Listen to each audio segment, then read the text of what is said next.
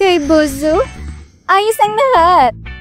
Nilalamit ang anak mo ngayong gabi. Hindi ako makaalis para salubungin si Bozo para sa akin. Sobrang salamat, Shasha. Papakilala talaga kita sa gwapong boyfriend. Bumalik ka na sa kwarto at magpahinga. Gwapo? Boyfriend?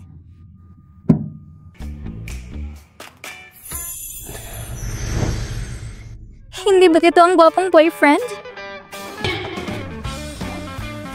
Gupito.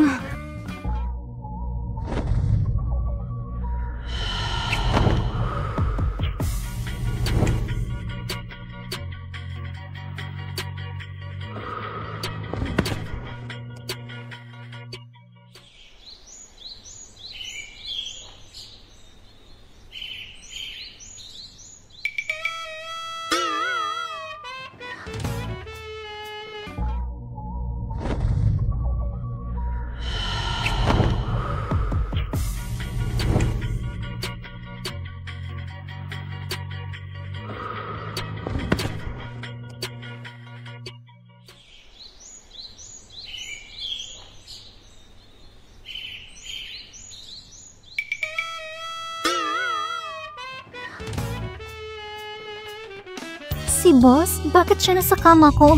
Bozo, sana maging maayos ang ating partnership. Si Bozo, pinainom ko ba ng marami? Sino ka? Ako si Lynn. Ako nagpapakilala sa inyo.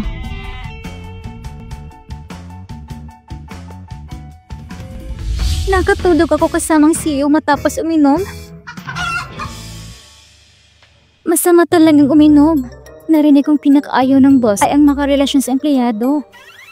Kapag nalaman niya, ang trabahong pinaghirapan kong makuha, mamawala lang. Hindi pwede. Hindi niya dapat malaman.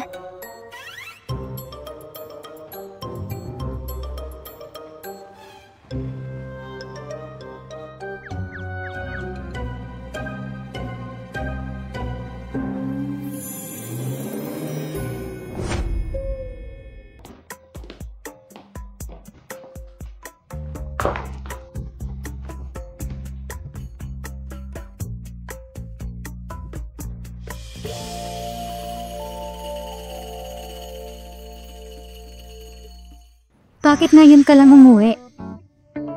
Kagabi pa ako nakipagkita sa client. Sobra akong nakainom kaya nagpaiwan na lang ako sa hotel. Nasa ang hearing aid ko? Diba pinapagawa ko yan sa'yo? Ah, teka.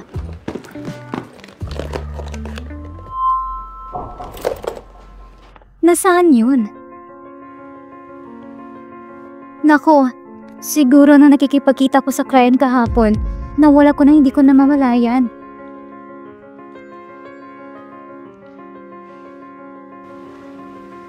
Nang wala ang hearing aid, paano na lalabas ito ngayon, Susha? Simula nang pumasok ka sa Chansey Group, parang wala ka nang pakialam sa mga bagay tungkol sa akin. Hindi naman ganun, Shushu.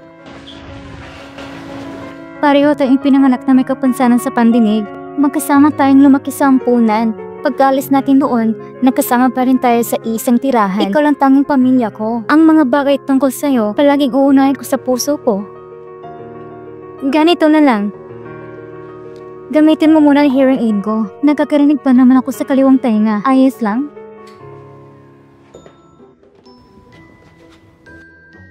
Sa loob ng isang araw, hanapin niyo agad ang babaeng ito. Sino ba ang babaeng ito? Natulog kasama ang CEO namin, tapos basta na lang tumakas? Yung napag-usapan natin kagabi tungkol sa order plan, kailan po kayo available? Para mahitid namin ito. Huwag po kayong mag-alala. Para po ito sa inyo. Siguradong pinakamabang presyo ito para sa inyo. Naintindihan ko.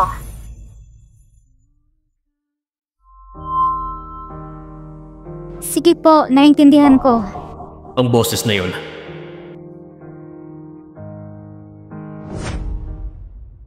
Ito.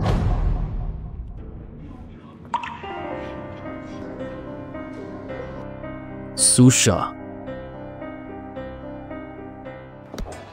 Ito ng pangatlo na natanggal ngayong buwan na executive assistant, di ba? Narinig ko habang nagtatrabaho raw siya. Panay ang dikit kay CEO. Ayaw na ayaw ni CEO ang mga babaeng may masamang motibo. Buti na lang mabilis ako nakakatakas. Kung hindi, ako ang natanggal.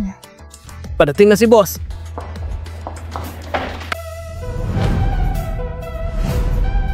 Ang gwapo niya. Mr. Perfect. Ang gwapo ni boss. Bakit si Mr. Gu pupunta sa direction ko? Baka nalaman niya nangyari kagabi. Hindi niya ko makikita.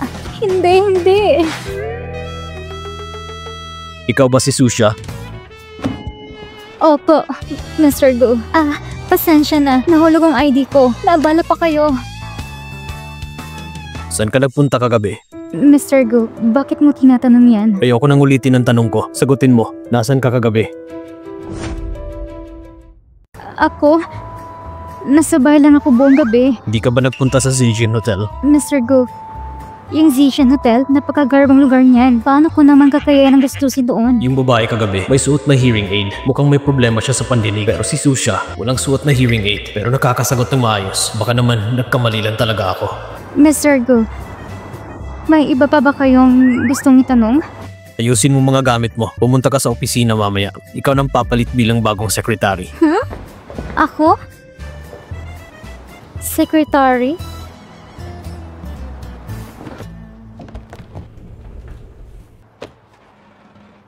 Pero ayoko maging secretary. Ang tanga mo naman, ang daming gustong makomposisyon na yan. Lahat sila gustong-gusto maging secretary. Ayaw mo? Sabi ng kasabihan, ang maglingkod sa hari parang kasamang tigre. Kahit totoo yan, mataas naman ang sahod ng secretary. Kumpara sa sahod mo ngayon, halos doble. Doble?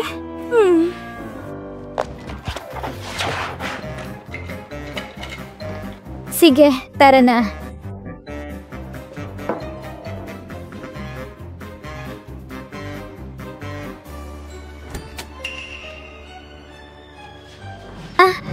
Mr. Go, may kailangan po ba kayo sa akin? Nakakatakot ba talaga ako? Ganyan ka lagi kagulat. Parang guilty lang ang dating. Hindi po Mr. Go, dahil sa mga sinasabi ng ibang empleyado. Paano naman ako hindi matataranta? Sa susunod na linggo, may event tayo. Joint party kasama ng Zoo Group. Kolektahin mo lahat ng materials. Gumawa ka ng promotional video. Mr. Go, baka hindi ko kakaya ng trabahong ito. Bingi ako sa kanang tenga, kaya hindi ko ganun kasensitibo sa audio. Pangit ng kalabasan ng video. May problema ka sa pandinig? May problema ka sa pandinig? Mr. Gu, matagal na akong may problema sa pandinig. Pero pangako ko, hindi ito kailanman makaka-apekto sa trabaho ko. Ang boses niya ay kagaya ng babae kagabi. Pareha silang may kapansanan sa pandinig. May ganitong klaseng pagkakataon. Kagabi, nasan ka ba talaga? Nasa bahay lang po ako, Mr. Gu. Bakit parang kinakabahan ka? Pwede ko bang isipin na yan ang sinyalis na nagsisinungaling ka? Mr. Go, hindi ko lang talaga maintindihan kung bakit mo ko laging... Hindi mo naiintindihan? Kailangan ko pa bang ipaalala sa'yo? Naku, lagot. Mukhang alam na talaga yun na ako yun. Tanggalin na lang ako kung kailangan. Kasi kung hindi, baka takil ako sa puso. Mr. Go! Yung pinapahanap mo, nahanap ko na. Hindi siya yun. Tara na.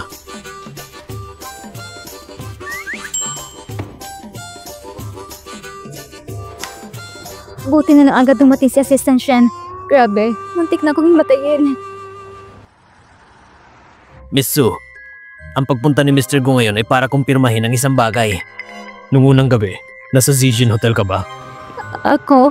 Ito ang gamit mo, hindi ba? Sa'yo ito. Tama, akin to. Yung gamit mo, nahulog sa hotel room. Nalasing ako nung gabing yon, kaya nangyari ang aksidenteng yon. Kahit wala akong nararamdaman para sa'yo, pananagutan pa rin kita. Shanxi Group CEO? Miss Su, pag-isipan mo ito ng mabuti. Ang Mr. Go namin, may bibigay niya lahat ng gusto mo. Sige na, mauna muna kami, Mr. Go.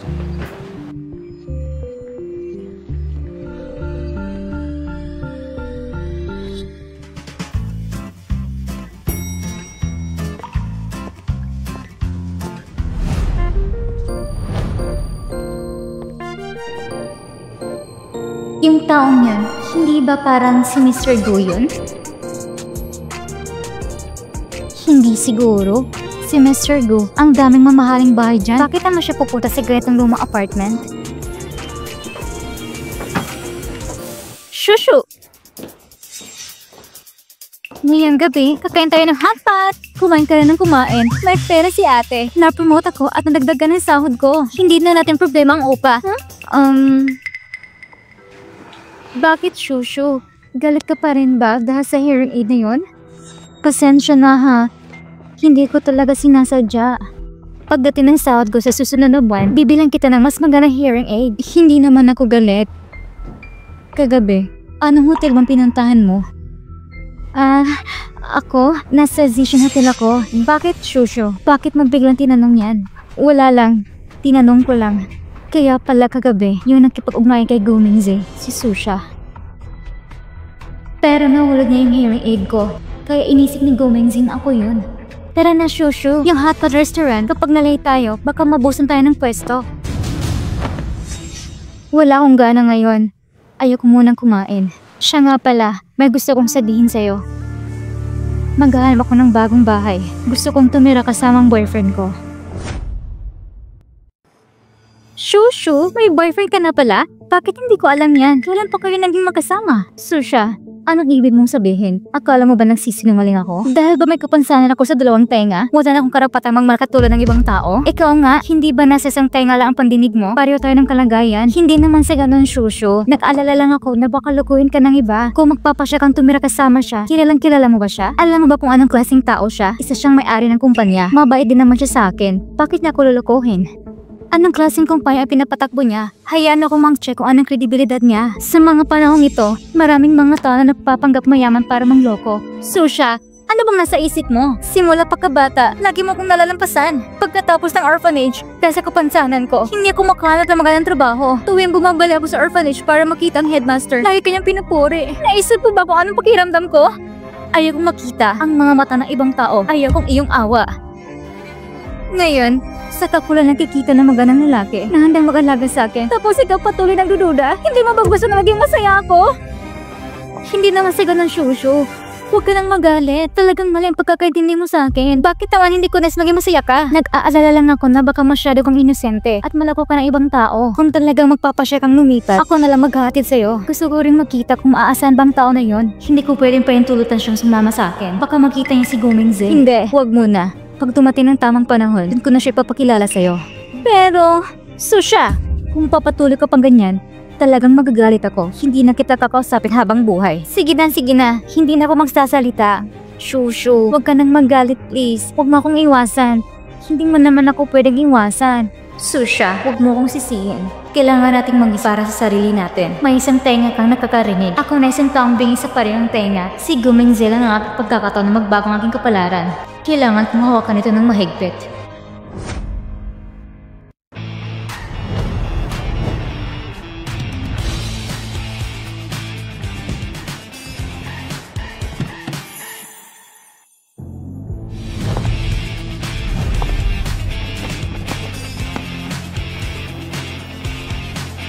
Miss Su, dito po. Maligayang pagdating sa akin, Mr. Gu, Miss Su.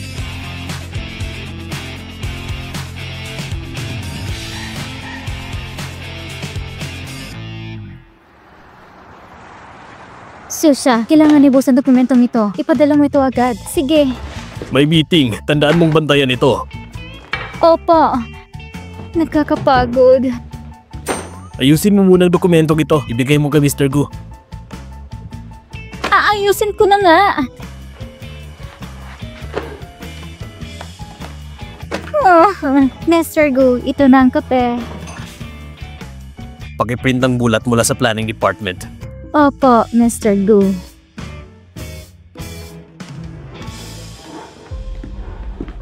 Miss Su, ito ang iyong kwarto. Sa tabi, nandiyan din ang walk-in closet mo. Kung may kailangan ka pa at kapag wala ako, maaari mong ipagawa sa kanila. Naintindihan ko, Assistant Shen.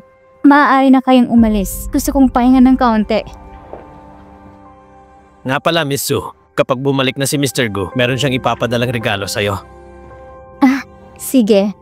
Maghihintay ako sa bahay hanggang siya'y bumalik. Sa wakas, nakatawin ako sa buhay.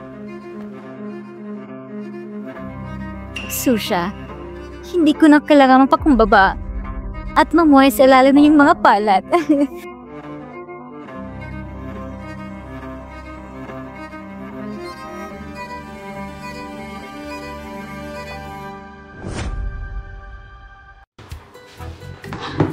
Sobrang pagod ko na. Ang dobleng sahod na ito, siguro kalahati dito ay para sa pinsalang emosyonal. Nako, nakalimutan ko pa. Bibili pa ako ng hearing aid kay Shushu. Mr. Gu, si Susha ay talagang masigasig sa trabaho. O nga pala, Mr. Gu, yung hearing aid na pinreserve mo para kay Miss Su ay dumating na. Kukunin ko ba ito ngayon o ikaw na lang pupunta? Sige na, ako na lang. Hello po! Ito ang pinakabagong modelo sa aming tindahan. Napaka-cute. Ito naman ang pinakamahusay sa aming tindahan. Medyo mahal nga lang. Ngunit ang bawat aspeto ng performance ito ay pinaka-precise at maaari pa ito mag-invisible. Kahapon, may isang lalaki na agad nag-order at nag-reserve ng 2. Papuntahan siya para kunin ito. Hindi bale, kung kinakailangan, magtipid tayo ngayong buwan. Dahil sinabi ko, nabibigyan ko si Shushu ng bagong hearing aid. Pakibalot na lang po. Sige po, miss. Ang hearing aid, hindi ito kasing halaga ng ibang gamit sa bahay.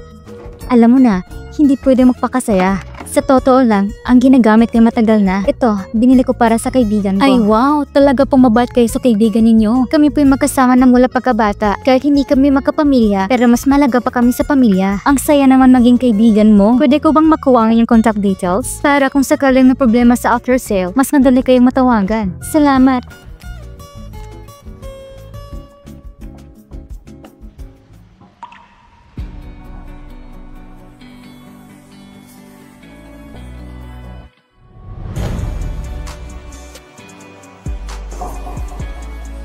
Bakit ka nandito?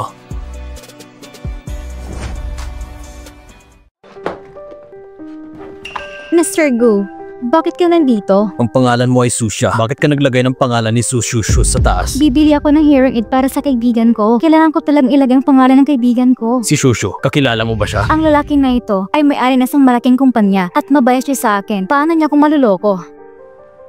Sabi ni Shushu, mayroon siyang kasinta na mayaman. Di kaya ang pangalang Shushu.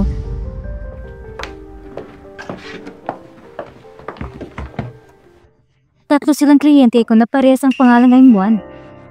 Narito po yung order ng hearing aid. Maraming salamat po. Ang pangalan na Shushu ay pangkaraniwang pangalan. Siguro ay nagkataon lang. Siguro ako lang naisip ng malalim. Kung si Shushu talaga ang girlfriend ni Mr. Gu, bakit hindi niya sinasabi sa akin? Mr. Gu, Miss Su, mag-ingat kayo sa pag-alis.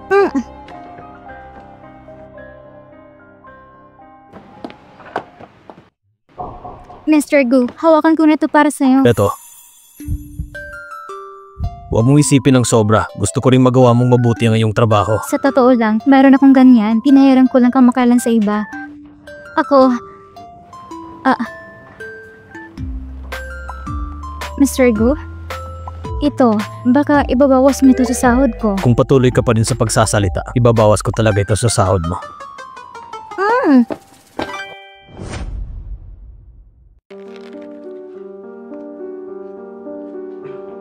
Miss Su, bumalik na si Mr. Gu. Pwede na kayang umalis.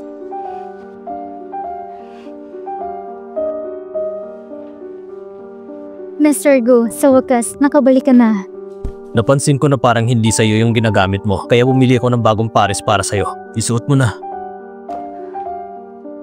Salamat, Mr. Gu. Simula pagkabata, wala pa nag-aalaga sa akin ng ganito. Dahil sa pagiging bingi ko, pinalayas ako. Sa orphanage, lagi akong pinabayaan. Hindi ko nararamdaman ang pagmamahal hanggang sa makilala kita. Doon ko lang nalaman na ang mundong ito ay pwedeng maging maganda.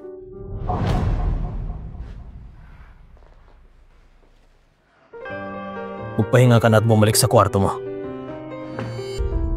Talagang nagpapasalamat ako sa'yo na pinayagan mo ako manatili. Ikaw nang tanging inaasahan ko. Yung araw na yun ay aksidente lang. Wala akong nararamdaman para sa'yo. Ang maibibigay ko lang sa'yo ay material na kapalit. Gumingze, hanggat nandito ako sa pamilya ko, hindi ako naniniwala na kaya mo akong itaboy palayo. Kailan ka ba may oras? Pumili ka ng araw. May surprise ako para sa'yo. Narito ang isang file. Ito ang dokumento na kailangan ni Mr. Gu. Dalhin mo ito. Eto na!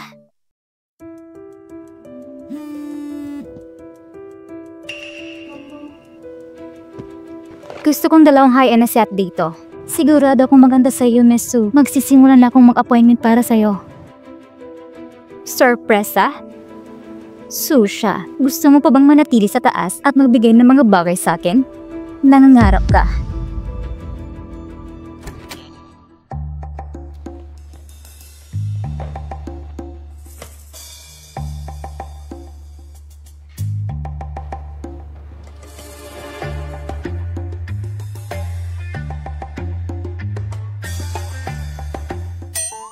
Nako, baka iniisip niya na gusto ko magpaligaya sa kanya. Mr. Go, ang iniisip ko lang ay medyo malamig ang temperatura sa opisina at nag-aalala ko para sa'yo. Nag-aalala ka para sa akin? Alam mo ba kung bakit ko pinalitan ng sekretary ko? Alam ko po. Wala akong ibang nararamdaman para sa'yo. Sabi nila, ayaw mo na may makasintahan sa trabaho. Ganoon daw, sang-ayon ako sa ganitong ideya. Saan mo naman narinig yan? Mr. Go, kung wala kang ibang kailangan, pwede na ba akong mauna? Teka lang, maghintay ka. Sumama ka sa akin mamaya sa isang salo-salo.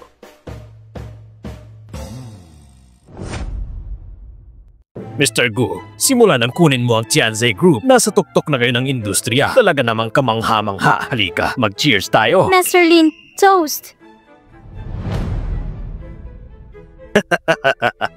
Mr. Gu, may bago ka na namang sekretarya. Nabalitaan ko na yung dati mong sekretarya, hindi yata alam ang lugar nila. Naisip nilang manghimasok sa mga desisyon mo. Pero gaya ng isang batang matalino at maraming mga babaeng interesado, natural lang na mangyari yun. Mr. Gu, mag-cheers tayo. Patuloy pa rin naming inaasahan ang iyong tulong.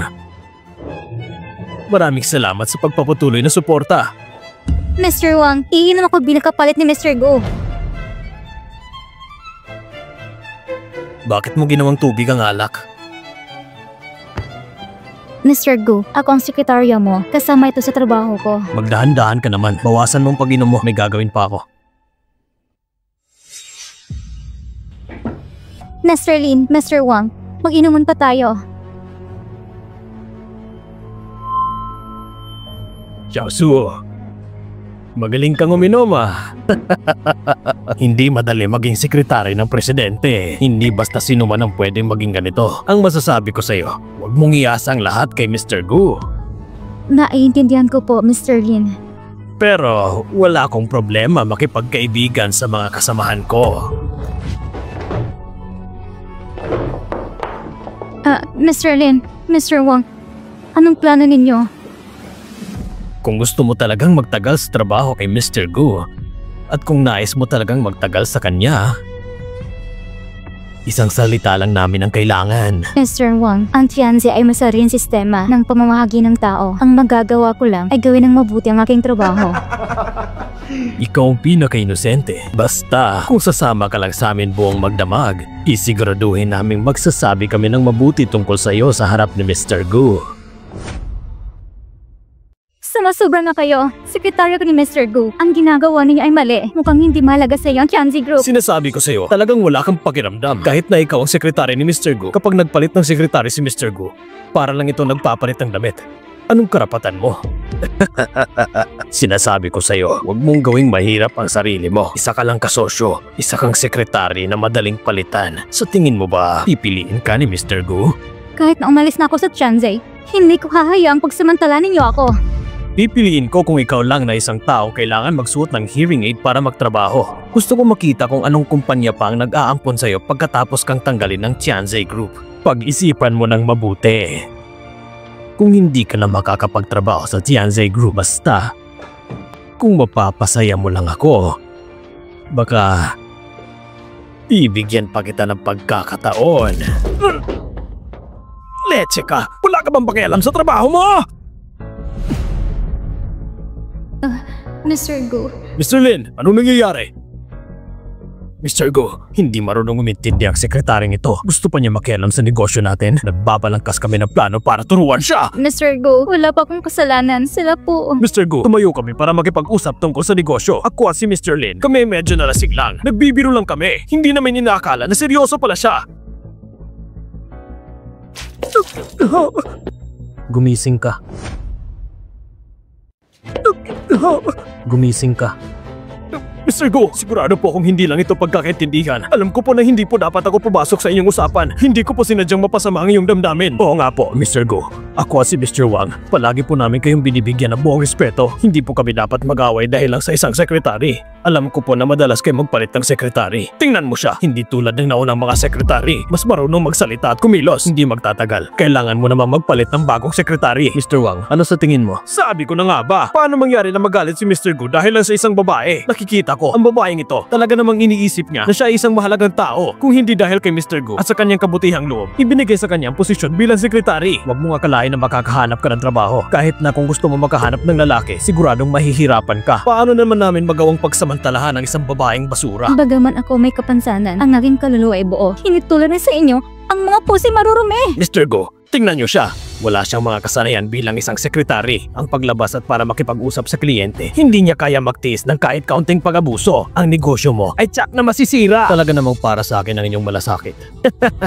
Mr. Go, tawagan mo na ang HR department. Matatanggal ka! Tatanggalin na ako. Hindi ko kaya magpatawa sa ganitong uri ng pagpapahiya. Shengu, gawin mo to. I-cancel mo lahat ng orders mula sa Wang at Lin companies. Wala na tayong anumang future partnership. Wala na tayong future partnership. Wala na tayong cooperation. Ano? Mr. Gu, anong ibig mong sabihin? Ang partnership natin, tinatapos mo na? Ang Tianzi Group ay may mga produkto para sa mga kababaihan na hindi nagpapakita ng respeto sa kababaihan. Walang karapatang makipag-cooperate sa Tianzi. Si Mr. Gu, sa puntong ito, ay tila parang isang bayan na kumikistat ng liwanag. Susha, sigurado akong lasing ka na. Kailangan mong magising.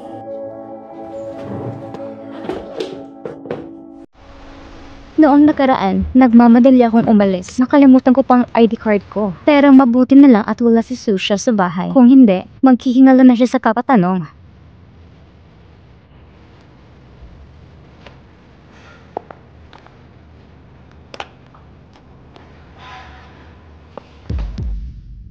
Hindi ba sasakyan ni Gumingzi yan? Bakit nandito siya? Kung hindi ka marunong uminom, huwag ka nang uminom ng marami. Ako ang iyong secretary. Kung hindi ko iinumin para sa'yo, sino pa ang gagawa? Gusto kong magtrabaho ng mabuti, kumita ng marami at marami pang pera. Kaya, hindi mo ako pwedeng tanggalin. Talaga, wala akong anumang kalokohan na balak sa katawan mo. Bakit kita tatanggalin na walang dahilan? Sa anong palapag ka nakatira? Kahit mukhang malamig ka, mabait ka naman pala talaga. Ganun ba?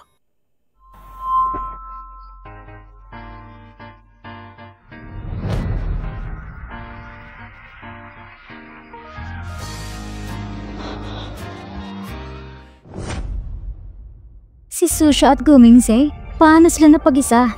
Baka naman nahulog ang plano ko na palitan si Susha, nalaman na nila.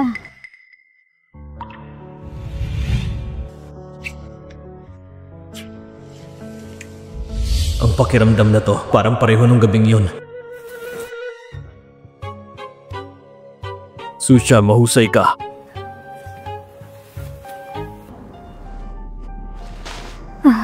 Hindi. Pinaghirapan ko ang lahat ng ito. Susha, hindi ko papayag na agawin mo ito. Alam ba ni Gumingzi ang totoo tungkol sa pagpapalit ko kay Susha? Hindi pwede. Kailangan kong mag-isip ng parang para subukan. Sino nagsabing pwede kang pumasok dito? Mr. Go, bakit hindi mo ko matanggap? Dahil nandito na ako sa bayan ng pamilya ko. Na ako ng babae mo. Wala akong nararamdamang pagmamahal para sa'yo. Ang pagmamahal ay pwede unti-unting mararamdaman. May nangyari na sa atin, di ba? Naniniwala ko na mamahalin natin ang isa't isa sa hinaharap. Ang babaeng nakipagtalik sa akin nung gabing yun, ikaw ba talaga yun? Ang babaeng nakipagtalik sa akin nung gabing yun, ikaw ba talaga yun? Mr. Go, ang tao na nasa Zation Hotel nung gabi ngayon, ayoko nga. Kung hindi, paano kung mawawalang hearing aid ko sa hotel? Oo nga, ang pangalan sa hearing aid sa warranty card ay Sushi Shu, hindi Susha. Naiintindihan ko na. Mr. Go, ito ba'y dahil ako'y bingi at may kapansanan? Kaya mo ako iniiwasan, hindi ko rin naman nais ako'y may kapansanan. Ngunit, noong una, ikaw ay nagbigay ng pag-asa sa akin. Ngayon, gusto mo ba itong bawiin? Wala itong kinalaman sa kapansanan mo. Nung gabing iyon, talaga namang isang pagkakamali yun. Ang mabibigay ko lang sa'yo ay pera. Ngunit hindi ako makakasama sa'yo dahil sa pera mo.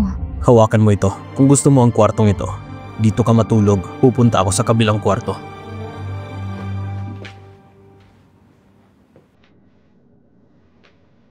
Hindi pa nga niya alam ang katotohanan.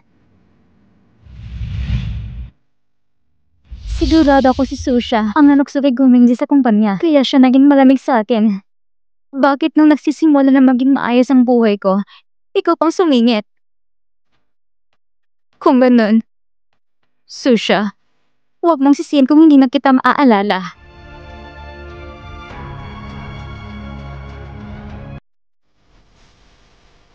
Hello, Lenyao?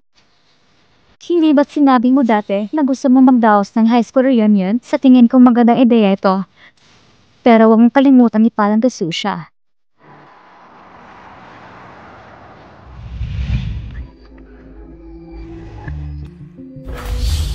Mr. Gu, hinanap niyo po ako?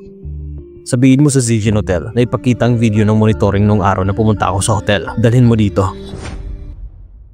Mr. Gu, kaya pa ba yung nagdududa? Naniniwala lang ako sa mga ebidensya. Sige. Teka, pupuntahin mo dito si Susha sa opisina ko. Sige.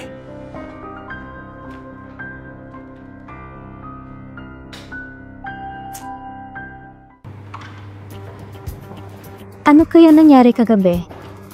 Bakit hindi ko maaalala? Pero siguro hindi naman ako nagwala dahil sa alak kasi hindi naman lasing si Mr. Gu. Siguro hindi ko pababayaan ni Mr. Gu na magwala. Kalimutan mo na nga.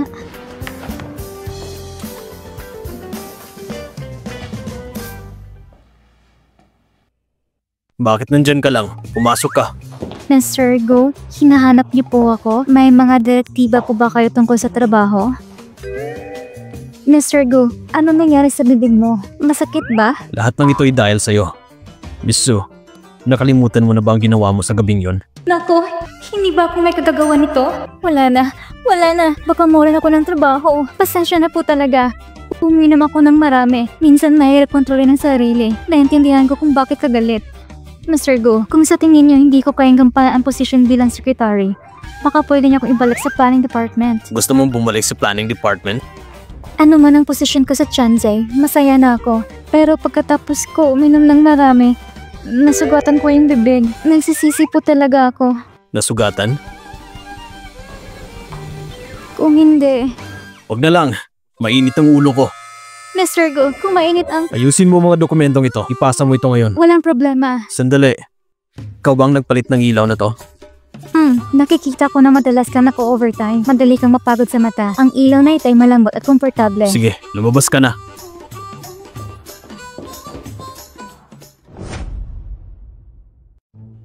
Susha, noong panahon, ikaw ang top student sa buong paaralan na pumasok sa universidad. Nagtrabaho ka na sa Chansi Group.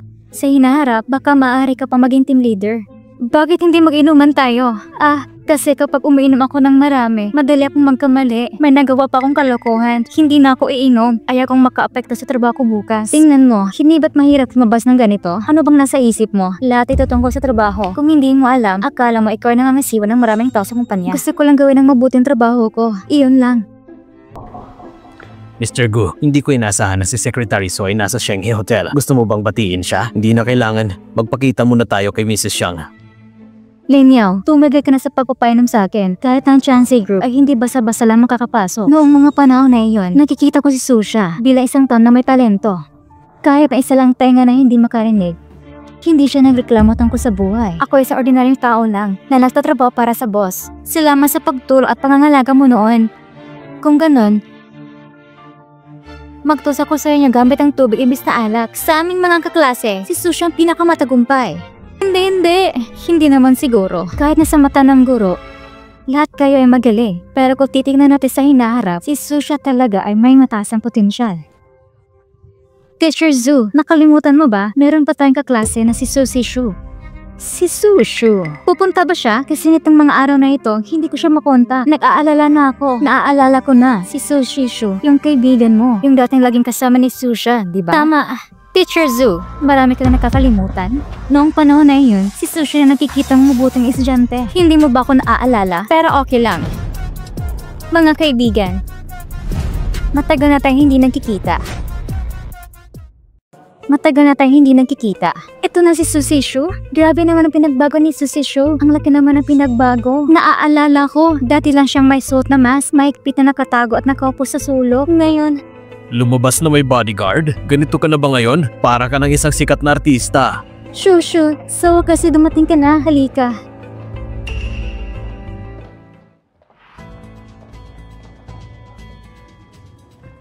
Sushu, mini-message kita. Bakit hindi mo ko nire-replyan? Sobrang busy ko. Wala na akong oras para tingnan ng cellphone ko.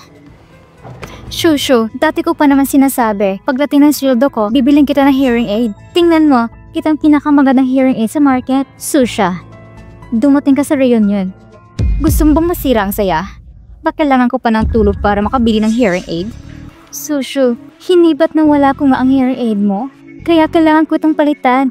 Magiging responsable ako. Hindi ba't ang best friend tayo?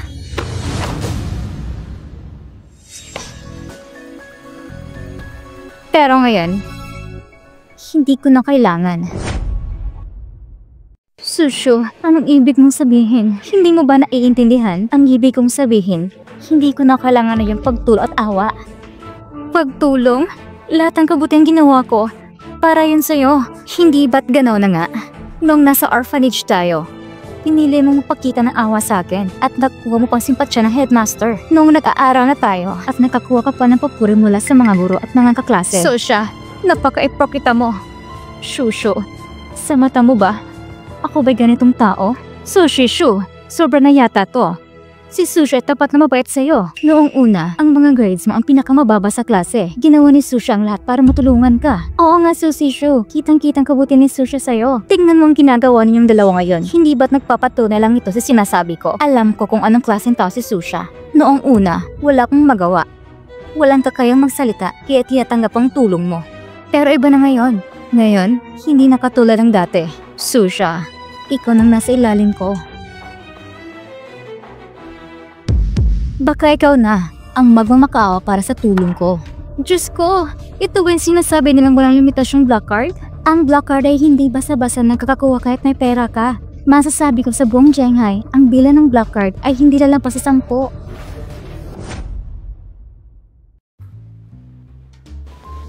Mr. Gu. Nung meron? Mr. Gu. Mr. Gu. Tungkol po sa investment hotel, hindi na po kayo kailangan mag-abala. Oo, interesado talaga ako sa proyektong ito. Talaga, Mr. Gu? Siya nga pala, Mr. Gu. Dito sa hotel namin, meron kaming masarap na wine. Kailangan mo itong tikman. Oh, bibili ako ng 2 bote. Ipadala mo sa VIP room sa baba. Ay, Mr. Gu, partner na po tayo ngayon. Hindi na kailangan magbayad. Ipapadala ko na agad sa tao ko para dalhin ito sa baba. Sige, maraming salamat. Pero Mr. Gu, para po kanino ang alak na iyon? Ang apelyido niya ay Su. Sabihin mo na lang na ibibigay ko ito kay Miss Su. Okay po, Mr. Gu. Narinig niyo naman si Mr. Gu, di ba? Gawin niyo agad yon. Shushu, ang ganda naman ng buhay mo ngayon na. Shushu, ano bang trabaho mo ngayon? May black card ka pa nga. Itong card na ito, regalo ng boyfriend ko. Mahal na mahal niya ako. Kaya kadalasan, pinapahinga niya ko sa bahay. Ngayon na alam niyang aatin ako ng reunion, sinabi niya talaga na dalhin ko itong card. Kaya ang lahat ng gastos ngayong gabi, ako nang bahala dyan. Shushu, napakabait talaga ng boyfriend mo. Hindi tulad sa akin. Umaasenso ka na. Huwag mo naman kaming kalimutan. Oo nga, Shushu. Baka ikaw na pinakamalayo ang narating sa buong story ng school natin. Ang boyfriend mo, sino ba talaga siya? Saka ko na ipapakilala ang boyfriend ko. Pumunta na naman ako rito para sa reunion. Gusto ko lang maging low-key. Ay nako, huwag na nga natin kulutin si Shushu. Ayaw niyang sabihin eh. Gusto lang niya siguro maging simple. Ayaw magyabang. Tama ba?